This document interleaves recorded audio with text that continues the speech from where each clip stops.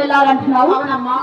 7 గడియలు సెలవు పెట్టారు. అవును తల్లి. ఎన్ని వర్షాల బంగారు చేత పట్టుకుని అవునమ్మా గెలవగడ ఒకటి హారగిరంలో తిరిగి కేకలేసి గువ్వల తల్లి గువ్వలతోని అవునమ్మా 7 గడియల సెలవులబ్లా మళ్ళీ నీ ఉండే అద్దాల వెడకు శీఘ్రముగా వెళ్ళి క్షేమంగా వెళ్ళి లాభంగా అలాగే వస్తానమ్మా. అలాగే వెళ్ళి రావు మా చిన్నాడు బిడ్డ.